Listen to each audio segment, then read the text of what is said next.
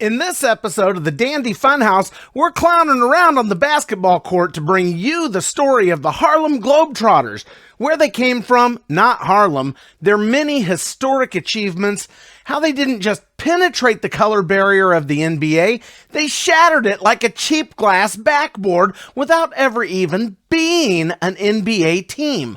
What spawned their innovative act, part circus, part comedy, part sports, pure entertainment, and what they're up to now. It's time for the tip-off. Let's step into the funhouse.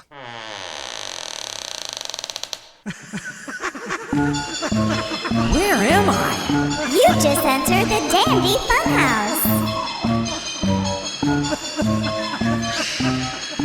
Hello and welcome to the Dandy Funhouse, the home of your favorite frivolities, video show, podcast, and blog. I'm your host, Neil Dandy, and if you grew up in the 70s and 80s like me, I bet you spent more than a few Saturday mornings watching the Harlem Globetrotters cartoon on TV. You might have even watched their live-action variety show called The Popcorn Machine, or even caught some entertaining moments from them while your dad was watching Wide World of Sports. You know, the thrill of victory and the agony of defeat. While you might think of the Harlem Globetrotters as merely an entertainment phenomenon of the 70s and 80s, you might be surprised to learn that their history goes back farther than that.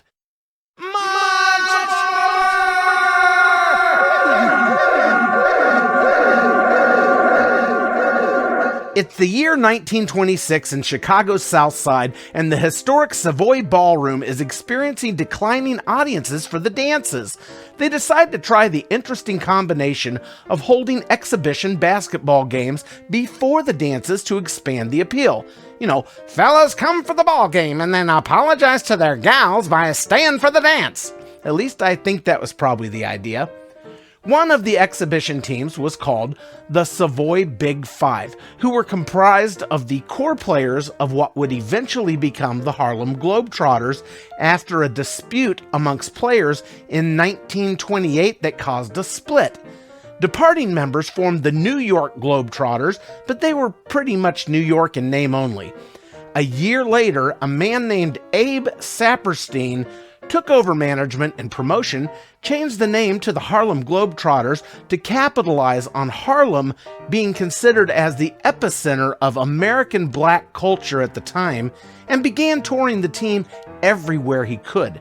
Over the next decade, the team played throughout the United States and achieved a huge career boost in 1940 by winning the World Professional Basketball Tournament. With newfound acclaim and improved operating budgets, the Harlem Globetrotters continued dominating the world of basketball due to their monopolization of the entire talent pool of black players who were not welcome in other teams and leagues of the time. The NBA finally took notice of the opportunities they were missing and started recruiting black players, beginning with Globetrotter Nathaniel Sweetwater Clifton, who signed with the New York Knicks in 1950. While this was a long overdue change for the positive, it also placed the Globetrotters at a crossroads as their cornering of the black talent pool came to an end. But in a stroke of either genius or desperation by team member Reese Goose Tatum to keep the team viable, they began working comedy routines and acrobatic tricks into their games. They incorporated juggling, ball spinning, trick shots, and some of the funniest routines ever performed. Part vaudeville, part circus, part sports, and all pure entertainment.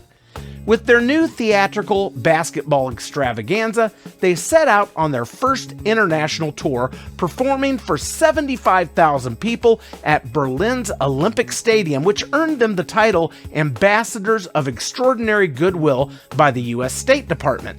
They later would go on to earn special acknowledgments from Presidents Dwight D. Eisenhower and Gerald Ford for their service to global mankind.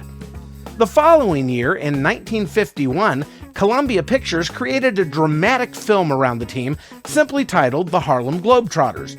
The movie was about a young college player named Billy Townsend who convinces Globetrotter manager Abe Saperstein to let him drop out of school and join the team.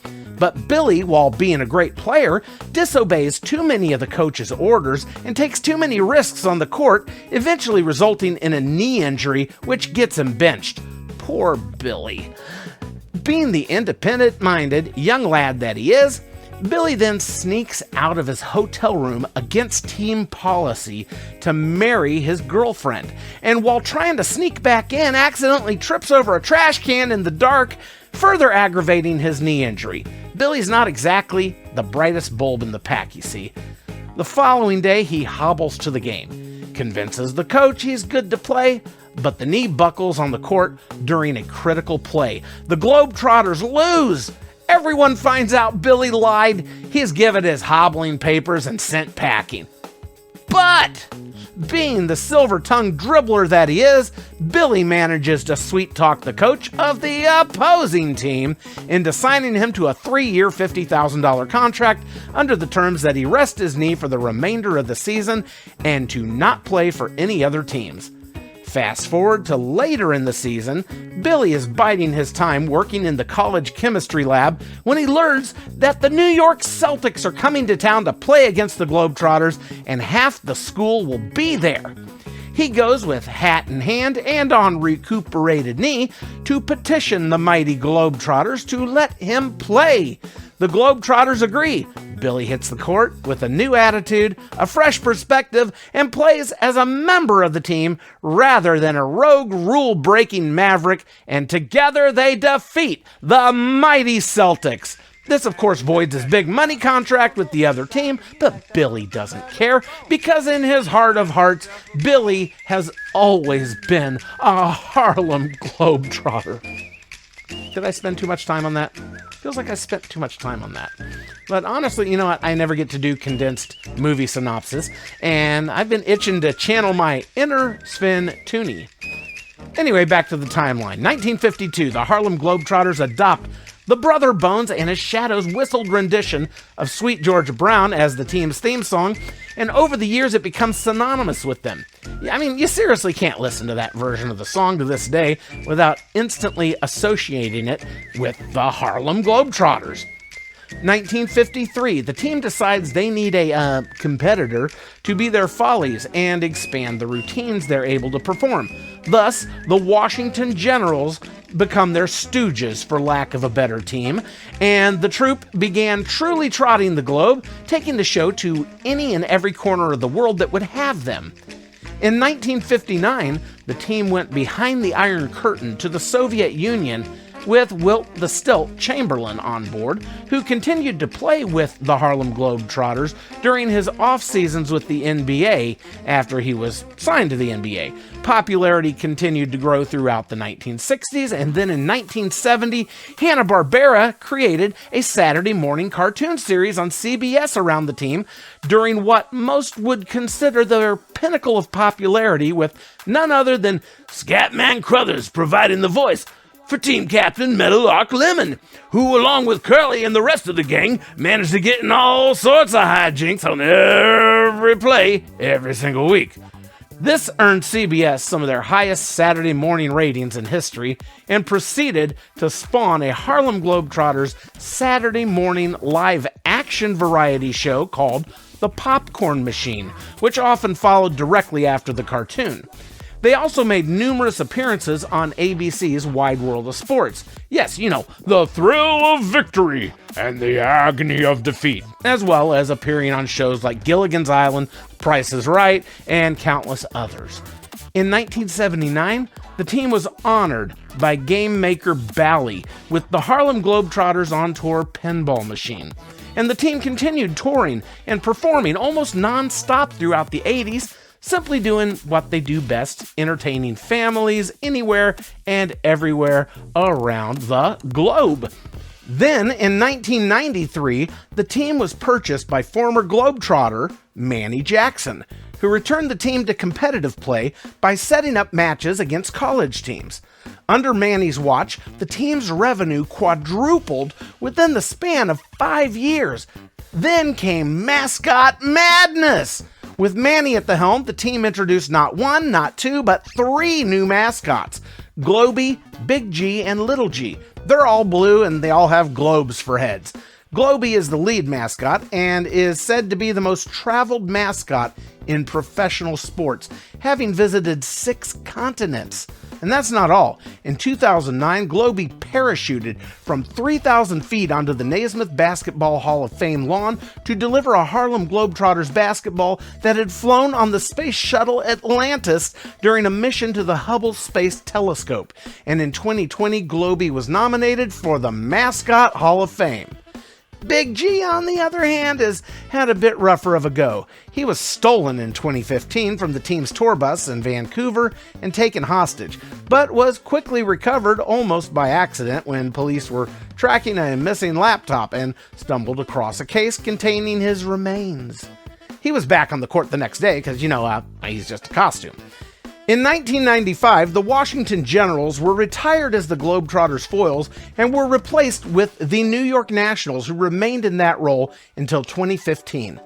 In 2002, the Harlem Globetrotters were inducted into the Basketball Hall of Fame.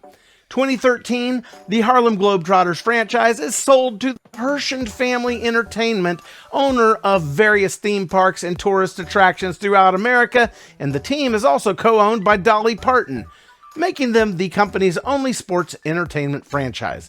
In 2021, the Globetrotters filed a petition to join the NBA as an expansion team. I've not been able to determine if this exercise was serious, a joke, or a PR stunt, maybe all the above. I don't believe it was successful, because I haven't heard of them being an NBA team, but what I do know is that every year the Globetrotters conduct a draft, just a few days prior to the NBA draft, to find new players whom they feel might fit the mold for them. They also use this opportunity to make honorary draft picks of individuals they feel have made extraordinary contributions to sports and society at large, such as Usain Bolt, Kevin Hart, Gal Gadot, Tim Tebow, and the late great Chadwick Boseman. The list goes on to include lifetime honorary members like Henry Kissinger, Bob Hope, Nelson Mandela, and Pope John Paul II. To this day, the Harlem Globetrotters have performed over 26,000 exhibition games in 124 countries, and the only continent they have not played on is Antarctica, and I'm sure that's next. And there you go! The ball-spinning, 4-point shooting, juggling, jamming, joking, smoking story of the Harlem Globetrotters.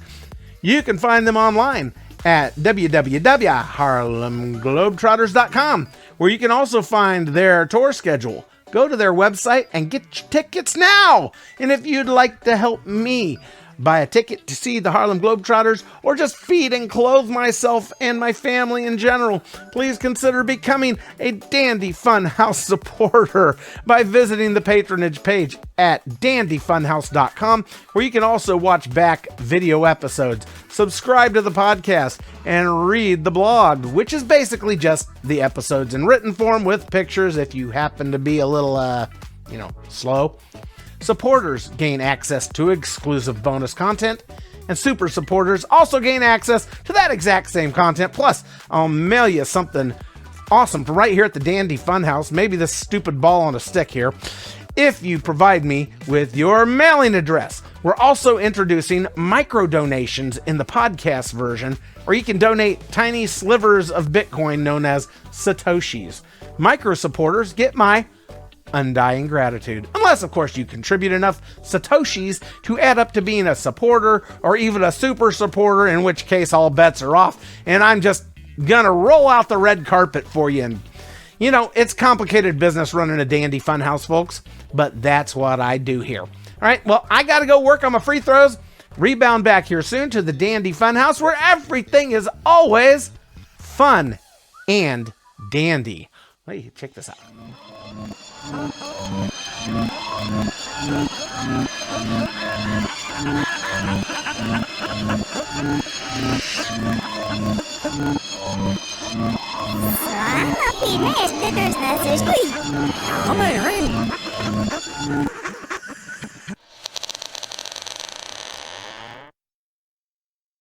If you think my ball spinning is bad, you should see me dribble.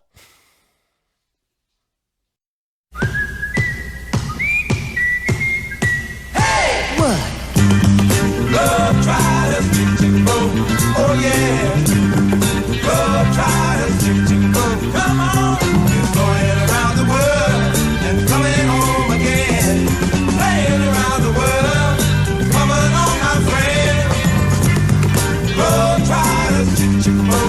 oh yeah.